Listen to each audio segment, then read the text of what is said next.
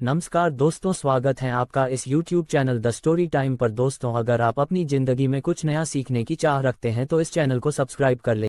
दोस्तों, कृष्ण पक्ष की एकादशी को वरुथिनी एकादशी कहा जाता है। पौराणिक मान्यता के अनुसार वरुथिनी एकादशी का व्रत करने से ब्रह्म हत्या सहित समस्त पापों से मुक्ति मिल जाती है। कैकवाचक मानसिक जो हमारे पाप कर्म होते हैं, इस जन्म के हो या पूर्व जन्म के संचित पाप कर्म हो, समस्त पाप कर्म समाप्त हो जाते हैं। एकादशी का व्रत करने से समस्त पाप धुल जाते हैं। एकादशी के दिन हमें तामसिक आहार के सेवन से दूर रहना चाहिए। अगर आप व्रत नहीं करते हैं तो ऐसे में आप तामसिक चीज जैसे कि लहसुन, प्याज और चावल, मसूर की दाल, इन चीजों का त्याग करके भी एकादशी के दिन भगवान श्री विष्णु की पूजा कर सकते हैं। इससे भी आपको भगवान श्री विष्णु की असीम कृपा प्राप्त हो जाती है। वैसे तो शास्त्रों में कहा गया है कि एकादशी का व्रत सबको करना चाहिए, मतलब 8 वर्ष से लेकर 80 वर्ष तक के लोगों को एकादशी का व्रत करना चाहिए, ऐसा शास्त्रों में विधान है। लेकिन मान लीजिए आप व्रत नहीं कर पाते हैं तो भी भगवान की पूजा जरूर कीजिए। तो आज की वीडियो में आप जानेंगे कि वरुथिनी एकादशी साल 2024 में कब है, एकादशी की तिथि कब प्रारंभ हो रही है, कब समाप्त हो रही है, व्रत आपको कब धारण करना है और पारण का यानी कि व्रत खोलने का शुभ मुहूर्त क्या है। और अगर आप एकादशी का व्रत करते हैं या बिना व्रत किए भी भगवान श्री विष्णु की पूजा कर रहे हैं तो इससे भगवान श्री विष्णु की असीम कृपा आपको प्राप्त हो और इस व्रत का संपूर्ण फल आपको प्राप्त हो, मनचाही कामना आपकी पूर्ण हो। अब बात करते हैं एकादशी व्रत के बारे में। तो देखें, इस साल एकादशी का व्रत रखा जाएगा 4 मई में, यानी कि शनिवार को वरुथिनी एकादशी की तिथि प्रारंभ होगी 3 मई को शुक्रवार के दिन रात्रि में 11:24 पर और समाप्त होगी 4 मई को यानी कि शनिवार की रात्रि में 8:38 पर। तो सूर्योदयकालीन तिथि में शनिवार के दिन यानी कि 4 मई में 2024 को एकादशी की तिथि हमें प्राप्त हो रही है, इसलिए 4 मई को एकादशी का व्रत रखा जाएगा। तो जो भक्त एकादशी का व्रत करते हैं 3 मई को दशमी तिथि के नियम का पालन करेंगे, यानी कि दशमी के दिन आपको सात्विक भोजन लेना है, लहसुन प्याज का सेवन नहीं करना चाहिए और सूर्योदय के बाद अन्न और नमक का सेवन नहीं करना चाहिए। फिर एकादशी के दिन यानी कि 4 मई को सुबह जल्दी उठकर और स्नान इत्यादि से निवृत्त होकर भगवान सूर्य को जल दीजिए। फिर अपने घर के मंदिर में भगवान श्री विष्णु के समक्ष शुद्ध घी का दीपक जलाकर अपने व्रत का संकल्प ले लीजिए। इसके बाद आपका व्रत प्रारंभ हो जाता है। बिना संकल्प लिए व्रत का कोई भी फल नहीं मिलता है, इसलिए कोई भी व्रत करते हैं तो संकल्प जरूर लीजिए। फिर विधि विधान से भगवान श्री विष्णु की पूजा कीजिए। आज के दिन भगवान को पीले पुष्प अर्पित करने चाहिए, पीले फलों का भोग लगाना चाहिए और भगवान विष्णु को पीले वस्त्र अर्पित करके पीले चंदन से उनका श्रृंगार करना चाहिए। फिर विधि विधान से उनकी पूजा करके उनकी आरती करनी चाहिए और मंत्रों का जाप करते हुए ही पूजा की जाती है, मतलब मौन रहकर पूजा नहीं की जाती है। तो भगवान श्री विष्णु के किसी भी मंत्र के द्वारा, जैसे कि ओम नमो भगवते वासुदेवाय नमः, ओम नमो नारायण नमः, इस प्रकार से मंत्र जाप करते हुए उनकी पूजा कीजिए, आरती कीजिए। फिर दिन भर आपका व्रत होता है। व्रत में आप फलाहार कर सकते हैं, मतलब कोई सा भी फल खा सकते हैं, जूस पी सकते हैं। इस प्रकार से फलाहार और जलाहार के द्वारा आप व्रत धारण कर सकते हैं और फिर शाम के समय फिर से भगवान की पूजा की जाती है। भगवान श्री विष्णु के समक्ष एक अखंड दीपक जो कि पूरी रात्रि जलते रहे अवश्य प्रज्वलित करना चाहिए। और फिर अगले दिन यानी कि द्वादशी तिथि के दिन प्रातःकाल जल्दी उठकर नित्य कर्मों से निवृत्त होकर स्नान कर लीजिए, भगवान श्री विष्णु की विधि विधान से पूजा कीजिए और उसके बाद अगर संभव हो तो किसी ब्राह्मण को घर बुलाकर भोजन कर सकते हैं, नहीं तो ब्राह्मण के निमित्त दान की कच्ची सामग्री निकालकर, मतलब भोजन की कच्ची सामग्री निकालकर दक्षिणा के साथ रख दीजिए। फिर इसके बाद शुभ मुहूर्त में आप अपना व्रत खोल सकते हैं। अब बात करें पारण के शुभ मुहूर्त के बारे में। तो देखिए, एकादशी व्रत का पारण हमेशा द्वादशी तिथि में किया जाता है और द्वादशी तिथि प्रारंभ हो रही है 4 मई को रात्रि में 8:39 पर और समाप्त हो रही है 5 मई में को शाम को 5:42 पर। तो 4 मई को एकादशी का व्रत हम धारण कर रहे हैं, 5 मई को व्रत का पारण करेंगे। अगर दोस्तों आज की वीडियो आपको अच्छी लगी है और अभी तक